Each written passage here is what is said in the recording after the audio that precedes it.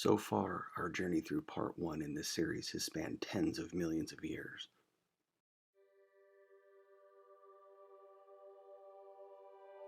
We have learned about the emergence of cannabis in the historic record and its very early history.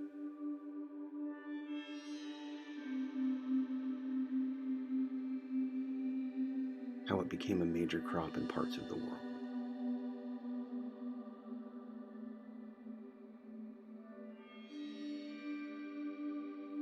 How different cultures used it to their advantage as a medicine, a tradable good, a drug.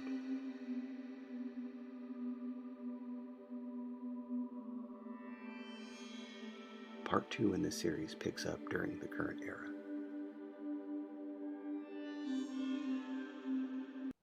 Part 2.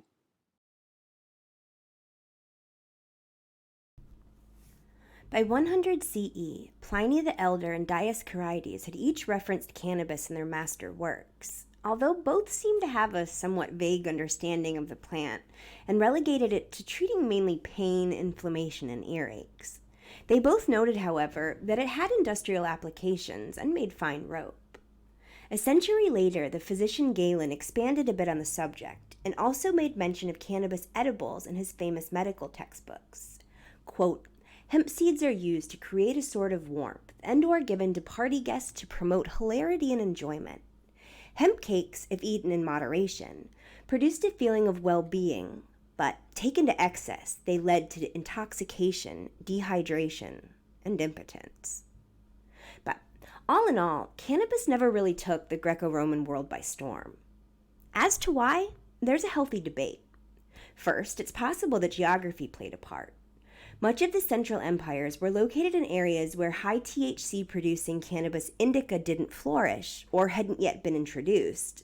Low THC cannabis sativa and hemp thrived instead.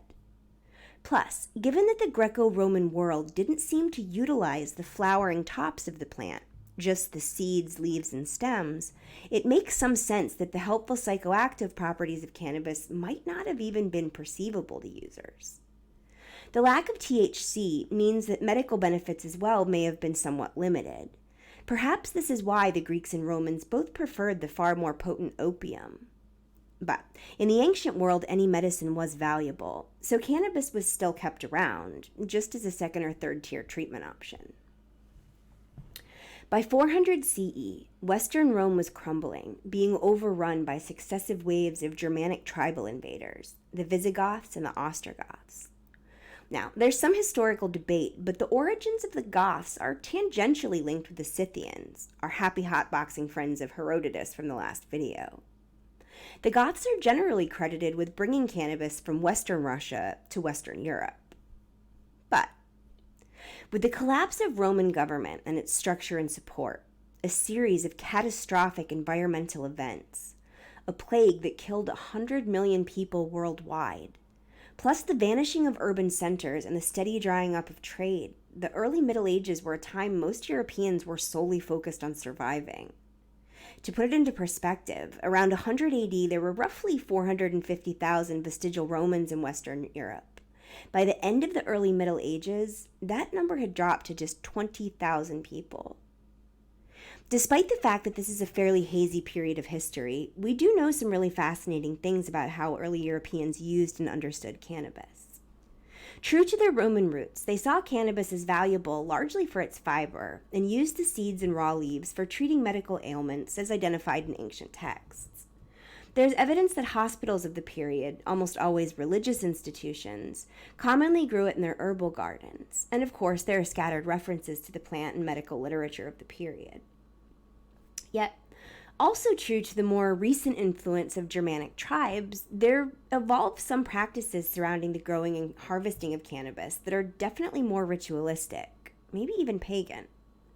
For instance, there was a belief that like begets like, so farmers would throw seeds high in the air so their cannabis plants would grow as tall as possible. Farmers rolled up their pants while sowing seed. The higher the pant line, the higher the crop.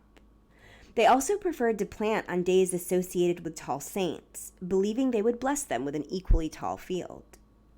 One very interesting ritual was for women to get drunk and leap over bonfires during planting season. the smoke, the flames, and their jumping all rising high. And if like did beget like, maybe they believed the women needed to be drunk in order for the plants to be intoxicating. It's just a theory, but it is an interesting one. After Western Rome fell in the 400s, the remaining wealth and knowledge of the former empire shifted and concentrated to the east, to what became known as the Byzantine Empire. Now, the Byzantine Empire abutted the flourishing Arabic kingdoms and caliphates, at that time what's enjoying what was considered the Islamic Golden Age. Now, this part of the world, as you remember, had a history of cannabis use thousands of years prior, both practically and medically. But after the Babylonians had conquered Mesopotamia, it virtually vanished from the region for a couple of thousand years. But around 900 CE, it starts popping back up again. This reintroduction and subsequent spread is at first driven by Sufi mystics, traveling groups of Islamic ascetics who used cannabis for ecstatic worship and for communing with God. The Sufis, however, used cannabis in a new and arguably improved way by making it into hashish, the world's first concentrate. Hashish is made by collecting and compressing trichomes of the flowering tops of cannabis into a sticky and very potent resin. It's similar to bhang in India, but bhang is more of a whole plant substance. Hashish is comprised only of the most potent part of the plant. Now, concurrently to the spread of hashish, which was used more recreationally, the highly sophisticated Arabic universities of this period were delving into the ancient literature of the Greeks and Romans. Our old friends Pliny the Elder and Galen were among the authors frequently translated and transcribed by students. Thanks to them and to other ancient source materials, there was also a rediscovery of cannabis as a medicine. Arab doctors of the period even used it as a first-line treatment for epilepsy, another treatment still in use today.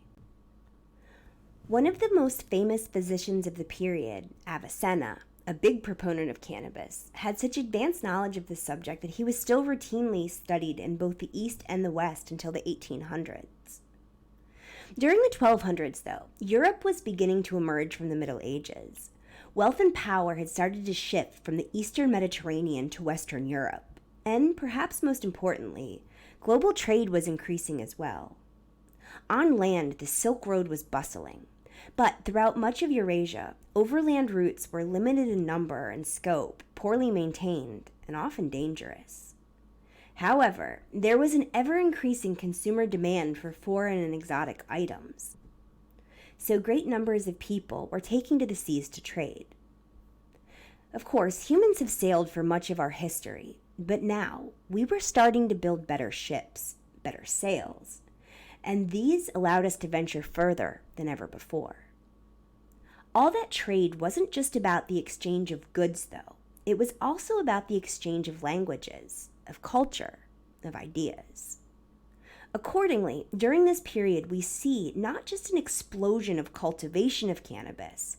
After all, those new ships and sails required good, strong hemp and a lot of it, but also an explosion in its geographic dispersion. Arab and Indian traders are generally credited with bringing cannabis to Africa, where the next important development in cannabis use arises: smoking.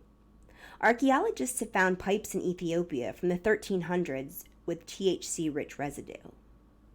Now, while the Scythians and some ancient Chinese cultures had been known to inhale cannabis by burning it on braziers in an enclosed space, the practice never really caught on in the rest of the world until this point. Why was smoking cannabis such a big development? In its raw form, cannabis is not psychoactive. It must be heated, which decarboxylates the plant.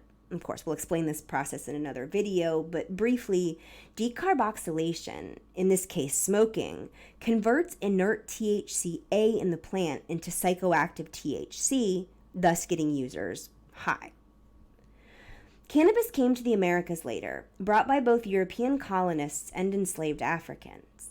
There is limited and very controversial evidence that cannabis was already growing wild, at least in North America, thanks to either early Ice Age migrants or possibly, as mentioned, ancestors of Vikings, but there's no definitive evidence to support this theory outside of some isolated pollen samples.